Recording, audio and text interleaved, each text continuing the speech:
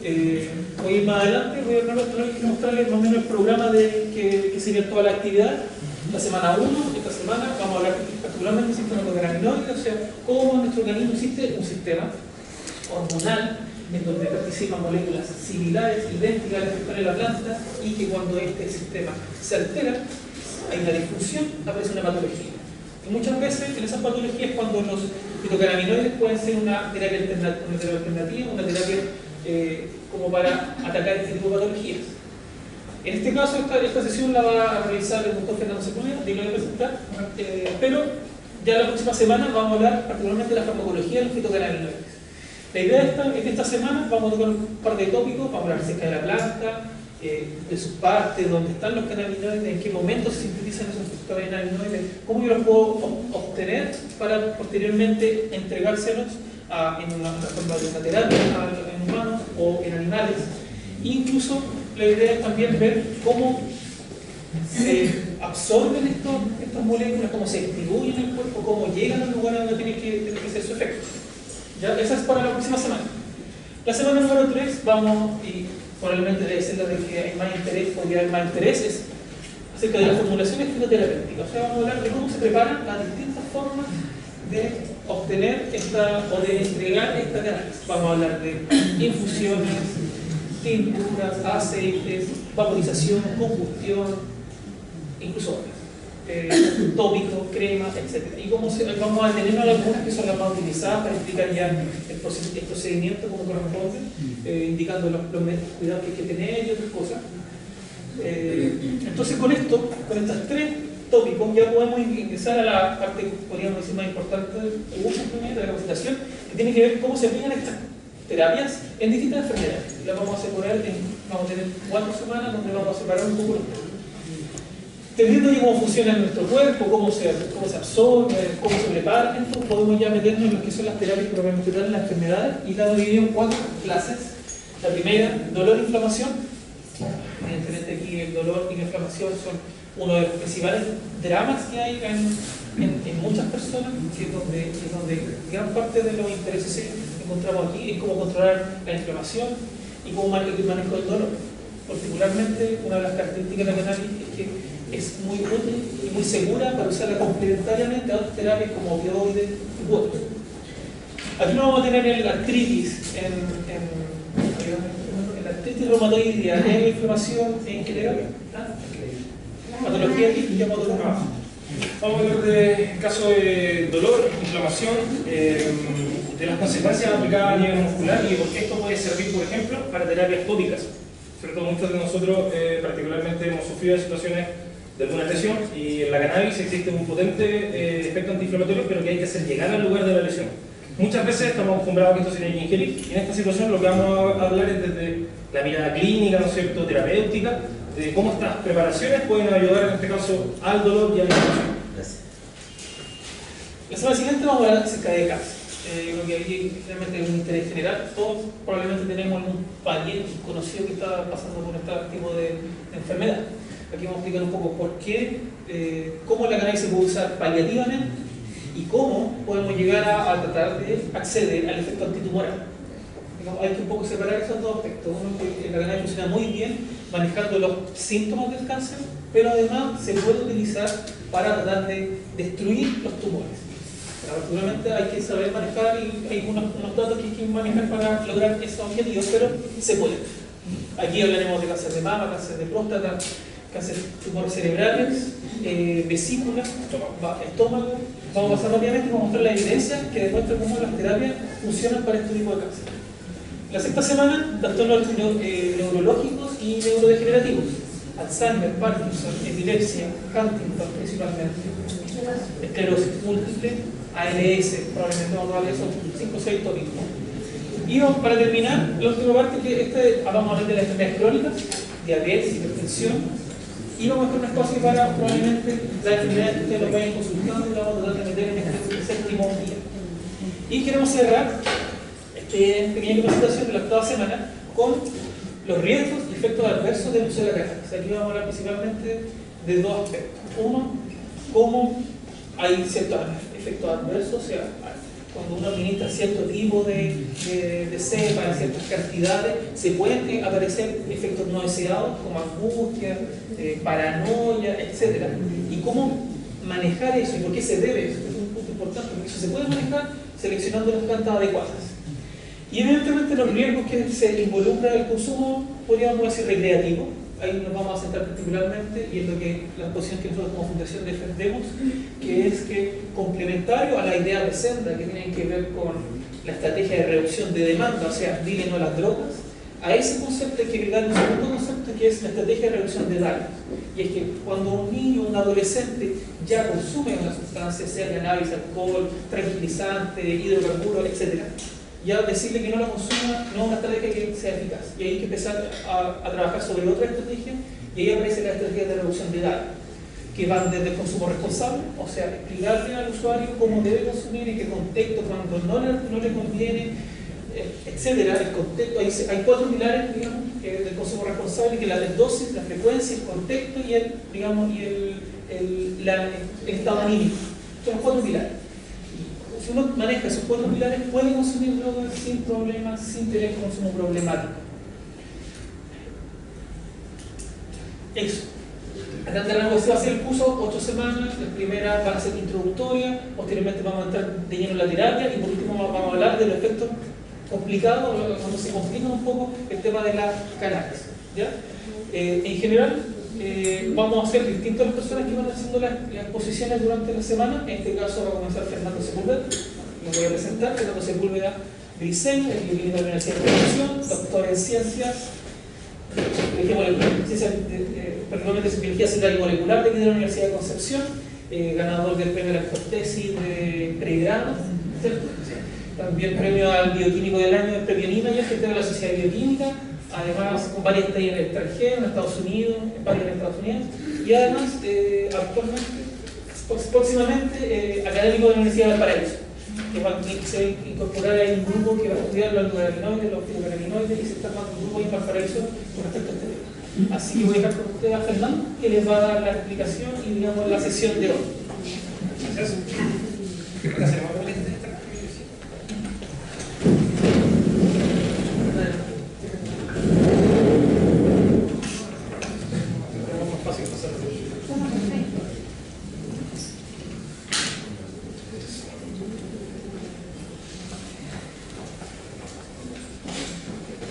Buenas tardes, ¿cómo están? Muchas gracias por la presentación y por decir esas cosas que conseguí en el tiempo, ¿no es cierto? He trabajado un tiempo, tengo 32 años, pero siempre me ha gustado esto de la ciencia. Llevo harto tiempo haciendo esto, me especialicé en Alzheimer y en enfermedades neurodegenerativas, sin embargo, por la herencia, por los amigos, por un montón de razones que quizás no es el momento de mencionarlas, la cannabis, ¿no es cierto?, ha ido apareciendo muchas veces en mi vida, al extremo que ahora le di un contexto más científico, ¿ya? En ese contexto es que nos asociamos con un grupo de colegas y amigos para armar esta fundación. Para algo que se le olvidó decir al José, a Robert, es que en este espacio que estamos tratando de construir, la idea es que no se queden con dudas. ¿Ya? El objetivo es que sea bien dinámico desde el punto de vista de las preguntas. Para ello les vamos a pasar unos papelitos que hay ahí, unos lápices, de los cuales tenemos como 50 o algo así, los cuales por favor les pido que los compartan. Y en este caso que nos dejen sus dudas anotadas en estos papelitos para que nosotros con el pasar de la semana podamos ir incorporando, de hecho, las dudas a nuestra temática. También vamos a hacer una serie vamos a responder esas dudas, por si acaso, vamos a subir un documento con dichas dudas. No son dudas que les estamos pidiendo para que queden en una hoja, sino para que de verdad las podamos hacer llegar a ustedes la respuesta. Y además, aparte de eso, el objetivo de este ciclo de charlas que estamos organizando es que haya un espacio, ¿no es cierto?, generalmente después de este bloque un poco más científico-académico, ¿no es cierto?, para que usted pueda preguntar todo lo que quiera. Si bien tenemos una temática dividida en 8 semanas que de distintos aspectos de la cannabis, el objetivo es que usted, si tiene una duda hoy día, venga y se vaya con algo de información de esa duda, ¿ya? Así que por favor, no se quede en este caso con esa duda en la cabecita. Bueno, hoy día vamos a hablar del sistema endocannabinoide y vamos a hablar en este caso de su rol en la fisiología y en la fisiopatología. Por lo tanto, en general utilizo una diapositiva para introducir la temática. Hoy día yo soy neurobiólogo, pero no les voy a hablar precisamente de neuronas, ¿ya? Vamos a hablar un poco de las neuronas, sí, evidentemente, pero vamos a centrar esto desde el punto de vista del cuerpo humano. Cuando uno piensa en eso y lo lleva a la temática biomédica de la cannabis, es válido preguntarse lo siguiente: ¿por qué la cannabis puede ser utilizado como una herramienta biomédica? Y con cada vez que voy haciendo esta pregunta, le voy sumando respuestas. La primera respuesta que creé para esta pregunta autohecha es: bueno, porque tenemos unos receptores, proteínas, ya les voy a hablar cómo son y dónde están, que unen, que son capaces físicamente de interaccionar, en este caso con los cannabinoides que están presentes en la planta, que son los fitocannabinoides. Estos receptores se llaman receptores CB1 y CB2, ¿ya? Respuesta 2. Bueno, aparte de tener estos receptores CB1 y CB2, tenemos moléculas que están dando vuelta dentro de nuestra sangre que se llaman endocannabinoides. Y de hecho son varias moléculas, no solamente los endocannabinoides son los que están dando vuelta, sino que una familia de moléculas que actúan parecido a los endocannabinoides. Y una tercera respuesta en este caso es porque aparte de tener los CB1 y CB2, toda esta familia de endocannabinoides que componen el sistema endocannabinoide, tenemos otras proteínas diferentes, en este caso de las mismas proteínas que les mencionaba antes y a las cuales también se unen los componentes de la cannabis. Por lo tanto, para que no quede un margen, ¿no es cierto?, un margen de duda, ¿no es cierto?, cuando les pregunten ¿por qué la cannabis actúa en el organismo? Bueno, tenemos lugares específicos donde las moléculas que están en la cannabis se unen. Y como el otro objetivo, que es hablarles de cannabis medicinal, ¿no es cierto?, pero mezclarlo un poco con la fisiología, eso me hace inevitablemente tener que conversarles de la homeostasis humana o de la homeostasis fisiológica. Y sale este monito, ¿no es cierto?, del cuerpo humano, de muy antiguo, ¿no es cierto?, porque Leonardo da Vinci y un montón de personas de hace muchos años han intentado comprender cómo el organismo funciona. Es una de las preguntas iniciales probablemente de la masa humana. Y básicamente, lo que ya sabemos del organismo humano es que es un organismo homeostático, que interacciona con el ambiente pero busca un equilibrio. Y el concepto de homeostasis, si quisiéramos buscar un sinónimo, podría ser equilibrio. Sin embargo, este equilibrio está dado porque tenemos distintos niveles de organización. Niveles de organización que van desde lo más chiquitito, las moléculas que interaccionan, por ejemplo, para formar el ADN, hasta niveles más complejos, como las células. Esto trata de demostrar que hay células dando vuelta, ¿no es cierto? Varios tipos de células, por eso sale A, B y C. Estas células se organizan en este caso y pueden formar un tejido, ¿no es cierto? Una determinada estructura que tiene una función específica en el organismo. Y ese tejido, a su vez, se organiza en este caso en un órgano.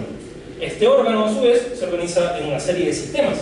Y este sistema, o estos sistemas interaccionando entre sí, componen en este caso toda la complejidad que el organismo posee. Somos bien complejos, la verdad. Vivimos todo el día, respiramos y funcionamos sin darnos cuenta que en realidad tenemos una maquinaria dando vueltas bien compleja, en este caso, de hacer funcionar. Bueno, dicha maquinaria puede ser modulada, en este caso, por los cannabinoides, ¿ya? Ahora, como les voy a hablar un poquito de la fisiología, básicamente ese proceso fisiológico, homeostático, mantenernos en equilibrio, que puede sonar como una frase bien trivial, pero la verdad es que a lo que me refiero es algo tan simple como ¿qué pasa cuando nos sube la temperatura? ¿Qué hace el organismo? La baja. ¿Qué pasa cuando nos baja la presión? El organismo la sube. ¿Qué es lo que pasa cuando sube el azúcar? El organismo la baja. Podríamos mencionar varias situaciones donde esto pasa. Sin embargo, el concepto más importante es ¿qué es lo que pasa cuando el organismo no puede bajar la temperatura? Nos da una fiebre. Y eso es una enfermedad. ¿Qué es lo que pasa cuando el organismo no puede subir la presión? Nos desmayamos. ¿Qué es lo que pasa cuando nos sube mucho el azúcar? También nos pueden pasar una serie de cosas. Por lo tanto, cuando no está esta homeostasis, cuando no podemos mantener este equilibrio, básicamente, chicos, nos enfermamos. Y así funciona el organismo. Si dejamos de tomar agua, nos deshidratamos, eso afecta seriamente todo este nivel de organización y nos enfermamos. Ahora, la verdad de las cosas es que existen varios, en este caso, procesos vitales básicos dentro de nuestro organismo. Hoy día el objetivo no es que se los aprendan, sin embargo, sí que los tengan presentes. Somos seres sumamente metabólicos, tenemos capacidad de formar nuevas moléculas, degradarlas y procesarlas todo el tiempo para volver a construirlas. La glucosa es una molécula que permite que esto en parte ocurra. Somos reactivos, interaccionamos con el ambiente, detectamos cambios de temperatura, detectamos cambios de presión. Somos sensibles al movimiento, nos movemos todo el tiempo, por lo tanto nuestra fisiología también se ha acostumbrado a eso. Dentro de nuestro organismo las cosas se mueven, somos seres dinámicos. Crecemos, partimos siendo pequeños, ¿no es cierto?, con ciertas estructuras que después cambian en este caso cuando somos seres adultos. También en este caso nuestras células, en la medida que van creciendo, van cambiando. No es lo mismo un cerebro joven en este caso que un cerebro antiguo. Todos estos procesos de diferenciación que pasan con los años son característicos de la raza humana. Y por último, ciertamente una característica importante es la reproducción. Todos estos procesos vitales, chicos, son comunes de la vida, son comunes en este caso para el organismo humano. Hacemos metabolismo, somos reactivos, nos movemos, crecemos, nos desarrollamos y ciertamente nos reproducimos. Bueno, la cannabis y sus componentes pueden afectar muchos de estos. en este caso procedimientos celulares, procedimientos fisiológicos. Y cuando digo afectar, no me refiero a empeorarlos, sino muchas veces, desde el punto de vista terapéutico, mejorarlos o devolverlos hacia el equilibrio. Y esa es la mirada que nosotros queremos dar en este caso de la cannabis. Vamos a hablar desde múltiples puntos en este caso sobre la cannabis. Sin embargo, en este punto me gustaría decirles que los componentes de la cannabis pueden actuar como reguladores para retornar en el fondo hacia un estado homeostático que por alguna razón, no sabemos, se perdió. ¿Ya? Por lo tanto, esa es un poco la idea. Ahora, desde el punto de vista de la homeostasis, solamente volver a retocar la palabra para que les quede grabado, ¿no es cierto? Incluso les puse ahí la etimología, ¿no es cierto? Homeo, parecido, estasis, estar, ¿no es cierto? Estar parecido. Cuando estamos parecidos, cuando estamos en equilibrio, estamos bien. Cuando lo perdemos, estamos mal. Por lo tanto, esa homeostasis se transmite en este caso hasta el más mínimo de las células que componen nuestro cuerpo. Nuestro organismo es homeostático, pero las células también son homeostáticas. Las células interaccionan en este caso con el ambiente y esa interacción es fundamental para que estemos homeostáticos. Ahora, solamente para fortalecer una idea, ¿no es cierto? La homeostasis se regula. Ya se los dije en un momento, si nos sube la presión, ¿qué va a hacer el organismo? La va a tratar de bajar. Si nos sube el azúcar, la va a tratar de bajar. Y en todas esas situaciones, cuando haya un cambio en la homeostasis y el organismo no lo pueda, en este caso, regular, tenemos una heterostasis. Y la heterostasis es básicamente una enfermedad. Para hacer la historia corta, ¿no es cierto? Tenemos múltiples lugares, chicos, donde esto es regulado. Y un punto muy importante tiene que ver con los centros de integración. Y muchas veces esos centros de integración están en el cerebro, ¿ya? Desde el cerebro podemos regular a través de hormonas y otros elementos, ¿no es cierto?, generalmente muchos aspectos de la fisiología. Sin embargo, la fisiología es bastante variada y desde ese punto de vista, el cerebro, que yo les digo que tiene un efecto sobre todo el organismo, es una parte nomás, ¿no es cierto? Yo, me gustan las neuronas, sin embargo no podría decirle que lo más importante del organismo es solo el cerebro. Tenemos tejidos importantes en todo el organismo, todo el cuerpo es importante y desde ese punto de vista somos pura biología celular, somos puras células en distintas partes. Si uno mira en este caso el hombro, mira la piel, tenemos tejido conectivo laxo que tiene una forma. Si miramos más abajo, tenemos un tejido, en este caso también es conectivo, pero es denso. Y su forma, su citoarquitectura, dicen las personas, los científicos, es distinta, ¿no es cierto? Es bien evidente.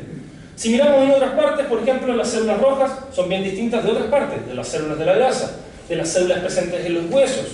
Bueno, todas esas células tienen componentes donde los cannabinoides, donde los endocannabinoides pueden actuar, excepto en parte, ya les voy a hablar de eso, parece ser algunas de estas células sanguíneas que no tienen receptores ni CD1 ni CD2. Ya les voy a hablar de eso. Sin embargo, muy brevemente, es una foto de una célula, ¿no es cierto? Este es el sustrato con el que trabaja uno, una célula, y estuve como 10 años de mi vida mirando un pedacito de una célula ahí, la membrana nomás. Sin embargo, con esa información, nosotros creemos que podemos sacar información bien importante de cómo se comportan las células. Esta es una forma de ver otra célula, esta es otra, ¿no es cierto?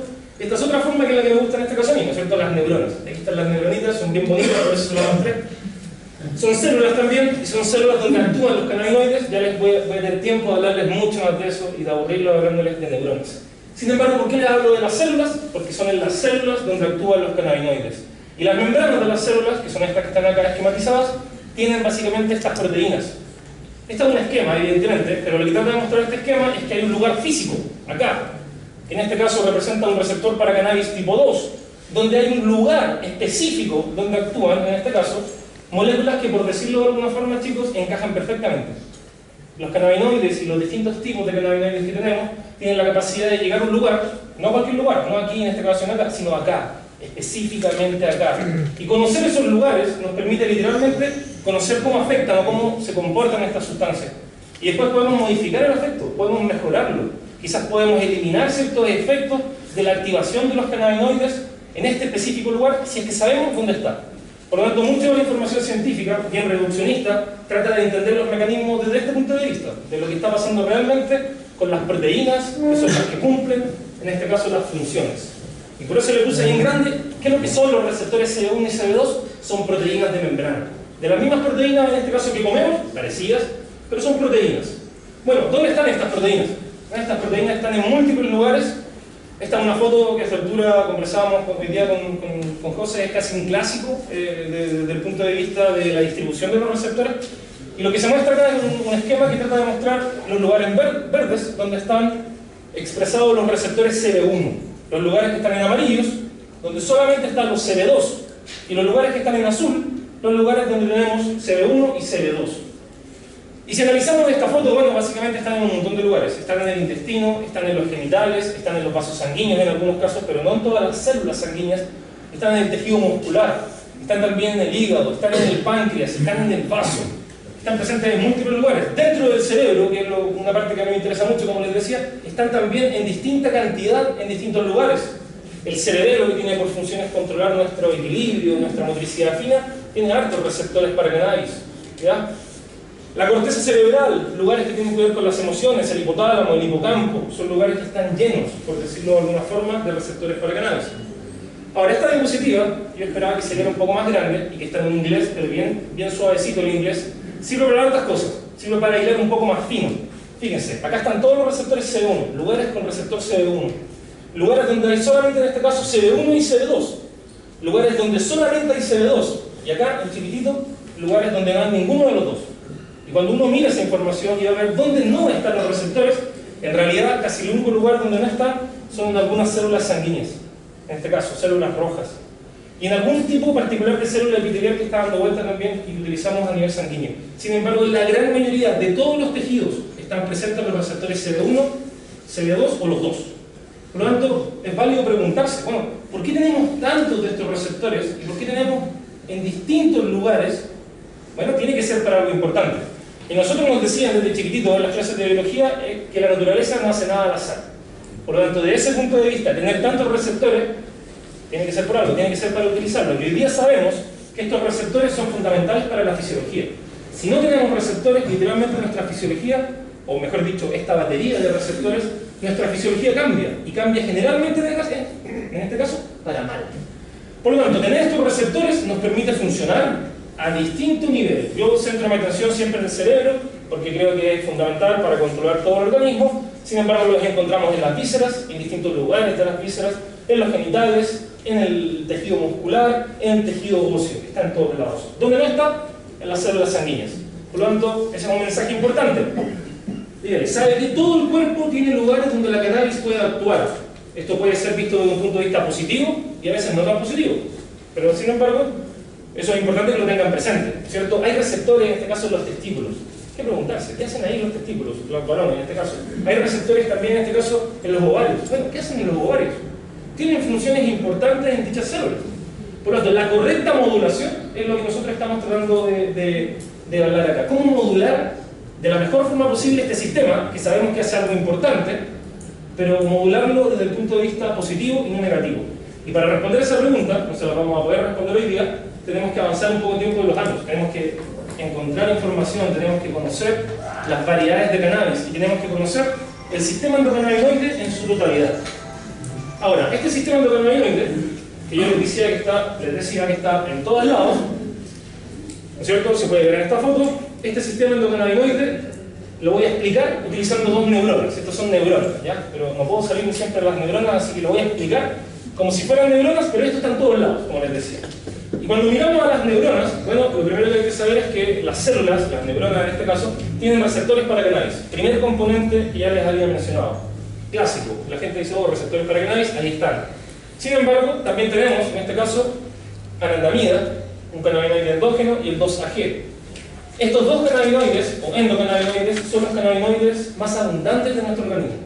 Y de hecho, parecen ser que en algunos tejidos tienen efectos diametralmente opuestos. Por lo tanto, es interesante mirar desde este punto de vista que tenemos dos moléculas que producen, que son, por decirlo de alguna forma, los efectores, los que van a hacer la pega de este sistema endocannabinoide de manera endógena. Estas son las moléculas que se descubrieron hace no mucho tiempo atrás y que hoy día sabemos que son las responsables literalmente de hacer andar este sistema endocannabinoide, el cual, como les decía, utiliza este receptor, ese que está ahí. Sin embargo, son componentes importantes del sistema endocannabinoide, unas enzimas. Muchas veces, en este caso, la palabra enzima les puede llamar la atención. Una enzima es una proteína que degrada. ¿Qué es lo que degrada? En este caso, esta enzima, FAA, que está en verde, degrada, en este caso, la anandamida. Esta otra que sale acá, con ese nombre, esa sigla, degrada al 2-AG. ¿Y qué es lo que le pasa a cualquier molécula que se degrada? Deja de funcionar, desaparece. Y por lo tanto, lo que les estoy hablando acá es del mecanismo normal, de cómo nuestro organismo, regula, en este caso, los niveles, la cantidad de anandamida y de 2-AG. ¿Cómo lo regulamos normalmente? Con estos degradadores. Y cuando hay que degradar mucho, los activamos y este sale y se come todo este que está acá. Cuando hay que degradar, activamos este otro y este viene acá y lo degradamos y lo eliminamos. De esa forma regulamos este sistema. En otras condiciones tenemos que hacer absolutamente lo contrario. Tenemos que aumentar la cantidad de endocannabinoides. ¿Cómo lo vamos a hacer? Bueno, vamos literalmente a apagar transitoriamente estos degradadores y vamos a activar a los que producen endocannabinoides. Por lo tanto, realmente nuestro sistema endocannabinoide, que utiliza anandamida y 2-AG, está constantemente regulando cuánto producimos y cuánto degradamos. Si hay mucho, un efecto es distinto. Si hay muy poco, el efecto es diametralmente opuesto. Ahora, lo que nosotros aspiramos es que a que con distintos cannabinoides, con concentraciones conocidas de cannabinoides que vienen de la planta, cannabinoides que en este caso le llamamos fitocannabinoides, podamos literalmente modular la producción y el efecto que tienen los endocannabinoides en nuestro cuerpo. Por lo tanto, cuando uno piensa, ¿por qué literalmente podemos utilizar la cannabis? Bueno, yo les decía, tenemos a estos otros, tenemos a este. Pero la otra razón para utilizar la cannabis es porque los fitocannabinoides, los cannabinoides de la planta, actúan exactamente acá. Actúan literalmente igual, o parecido, no es igual, a lo que hacen los endocannabinoides. Sin embargo, existen muchas preguntas dando vuelta. ¿Son todos los cannabinoides igual? ¿Actúan todos de la misma forma? ¿Es lo mismo consumir un cigarro de cannabinoides que comerse los cannabinoides? ¿Se modula el sistema endocannabinoide igual? Muchas de esas preguntas no se saben. Por lo tanto, tenemos que establecer una manera de probar esto. Y ese es algo que las personas que estén interesados en utilizar la cannabis como una herramienta biomédica tienen que tener en consideración. No se sabe muy bien en este caso cómo funcionan todos los fitocannabinoides, tenemos que un poco ir averiguándolos. Lo que sí sabemos es que actúan acá, que actúan en el sistema, en este caso, endocannabinoide, específicamente en los receptores para cannabis. Y bueno, como las personas que están acá no estuvieron o no han estado quizás siempre escuchando sobre cannabis y se están preguntando qué es lo que hacen los cannabinoides en el cerebro, bueno, esto es lo que hacen, fíjense en los puntitos azules que están ahí, dejan de ser liberados, esos puntitos azules que están ahí son los neurotransmisores que liberan todas nuestras neuronas. Yo crecí en un ambiente en el cual se me decían que las neuronas se morían por el cannabis. Lo que hoy día sabemos es que básicamente pasa esto. Las neuronas, cuando están en presencia de los cannabinoides o fitocannabinoides que activan este receptor, responden, en este caso, en el caso de las neuronas, disminuyendo la liberación de neurotransmisores. Ese es el efecto per se que tienen los cannabinoides en el cerebro. Sin embargo, ni siquiera se sabe hoy día si todos los cannabinoides actúan igual. Y este ejemplo que yo le muestro acá es un ejemplo que se utiliza para explicar lo que hace el THC, cannabinoide clásicamente abundante en las plantas, que la gente sabe que te produce el efecto más psicoactivo, que literalmente se dice es el que te vuela. Sin embargo, hay otros cannabinoides, como el CBD, que hoy día sabemos, pero no lo sabíamos hace mucho tiempo, que también se une acá, pero que hace un efecto distinto, no produce este efecto que yo les muestro acá. Por lo tanto, volvemos un poco a una idea que estoy tratando de reafirmar en sus cabecitas. No todos los cannabinoides actúan igual y tenemos que averiguar un poco cómo modular correctamente este sistema endocannabinoide. Ok, esta diapositiva lo que trata de mostrar es básicamente que los sistemas endocannabinoides, o el sistema endocannabinoide, mejor dicho, es importante para las células, ya se los había dicho, es importante para los tejidos, un grupo de células interaccionando entre sí, y es importante para todo el organismo completo, en este caso un ratoncito, porque bueno, mucho de lo que hacemos en el laboratorio generalmente se hace con animales de experimentación. Pero básicamente los endocannabinoides, el sistema endocannabinoide regula células, cómo funcionan las células por sí mismas, y esto es importante para que se den una idea. En el caso del cáncer, ¿por qué la cannabis puede servir para el cáncer? Vamos a hablar harto de eso. Pero básicamente porque en presencia de cannabinoides, estas células activan estos receptores y literalmente pueden producir procesos de muerte. Bueno, eso no podría ser posible si es que no tuviéramos receptores para cannabis que a través de una serie de otras proteínas, todo esto que está acá son puras proteínas, literalmente, chicos, hacen que las células digan, chao, hasta aquí nomás llego, voy a iniciar procesos de muerte celular y se van a morir. Lo mejor de todo, y esto lo vamos a discutir cuando hablamos de cáncer, es que esto pasa solamente en las células cancerosas. Las células cancerosas dicen, chao, hasta aquí nomás llego, e inicio un proceso de muerte. Sin embargo, las células sanas, bueno, literalmente no inician estos procesos de muerte y se mantienen vivas, que es lo que queremos en cualquier terapia. Ahora, solamente un ejemplo, y un ejemplo que tiene que ver en este caso con las neuronas, ¿no es cierto? Porque si bien voy a hablar de neuronas, lo estoy disimulando ahí, ¿no es cierto? Siempre hablándole un poco del tejido nervioso del cerebro. Y me interesa mucho el Alzheimer por razones de profesión, y en este caso encontré este paper, también me interesa el Huntington.